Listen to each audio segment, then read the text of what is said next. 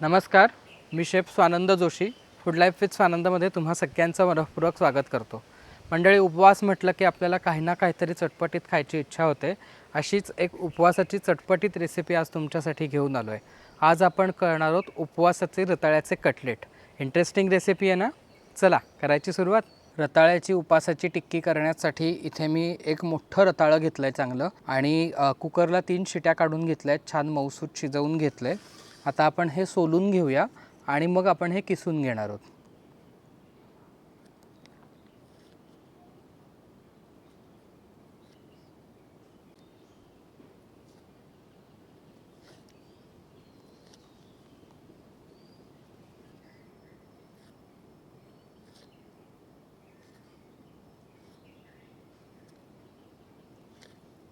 इथे आपण सगळं रताळं सोलून घेतलं आहे. आता आपण हे बारीक किसणीवरती किसून घेऊया, म्हणजे हे एकसंध होईल, मिळून येईल.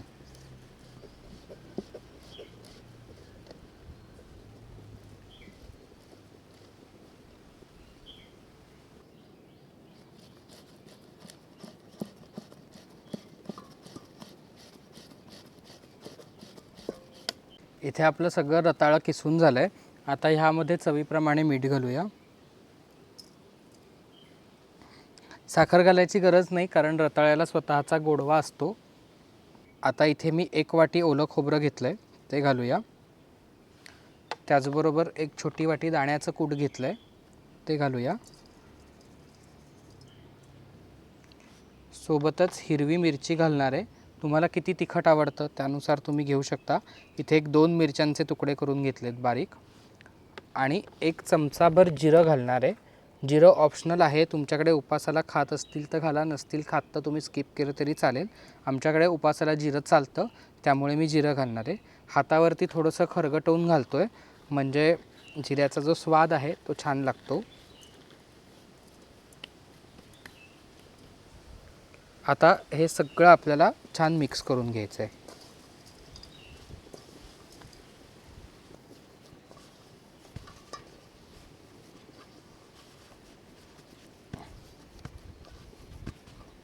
इथे मी सगळं रताळ्याचं मिश्रण आहे ते छान एकजीव करून घेतलं आहे.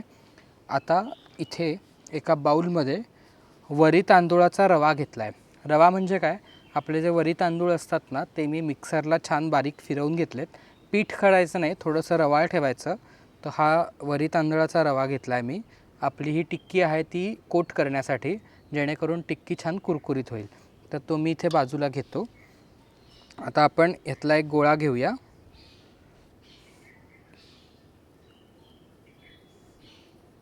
आणि ह्याची टिक्की करून घेऊया. लहान मोठी तुम्हाला जशी आवडेल अशी तुम्ही ही टिक्की करू शकता.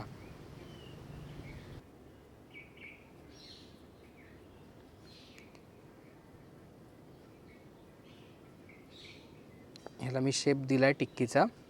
आणि ही टिक्की आता आपण ह्या रव्यामध्ये घोळवून घेऊया.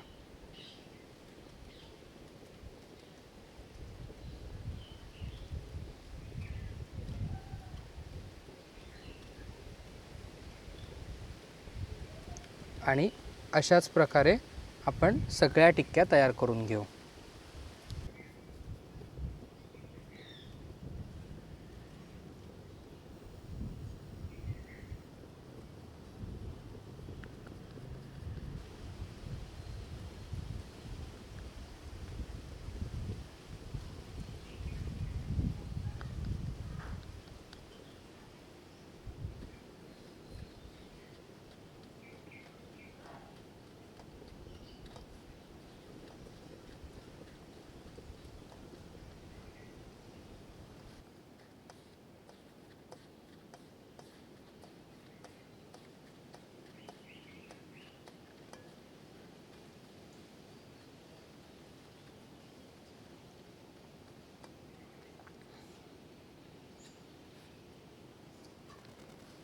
मी इथे टिक्क्या बनवून घेतल्या आहेत आणि काईलही ठेवली होती तापायला, जेणेकरून काईल लवकर तापेल. काईल तापायला थोडा वेळ लागतो.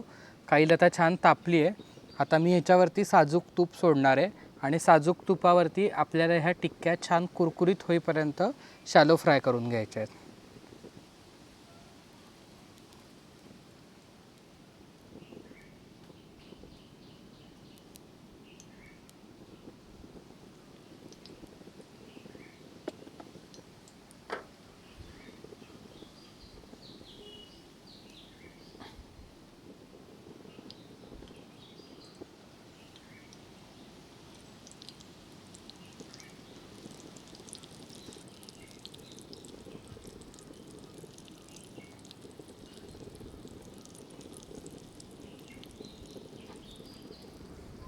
आता वरच्या बाजूनी सुद्धा मी थोडं थोडं तूप घालणार आहे.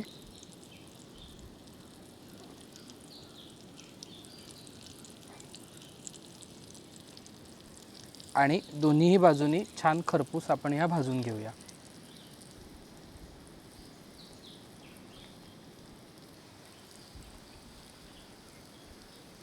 इथे एक 5 मिनटं झाली आहेत.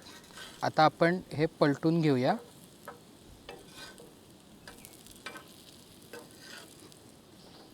तुम्ही बघू शकता किती छान रंग आला आहे ह्याला.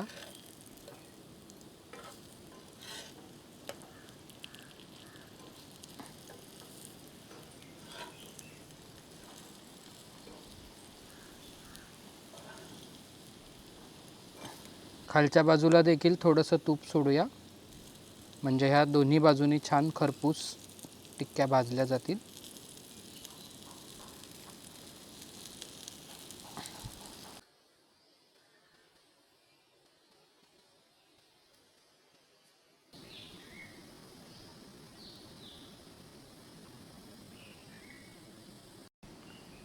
दोन्ही बाजूनी मी टिक्क्या छान आपल्या शॅलो फ्राय करून घेतल्या आहेत.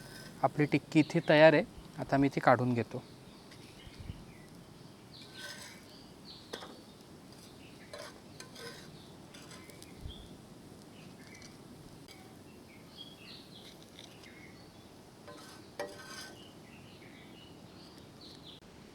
आपली उपवासाची टिक्की तयार आहे.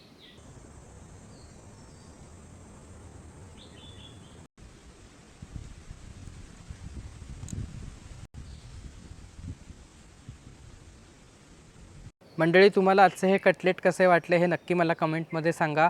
तुम्ही नक्की करून बघा. तुम्ही केलेत की तुमचा अभिप्राय माझ्यापर्यंत कळवा. आणि अशाच नवनवीन रेसिपीज पाहण्यासाठी आपल्या चॅनलला सबस्क्राईब करायला विसरू नका. धन्यवाद.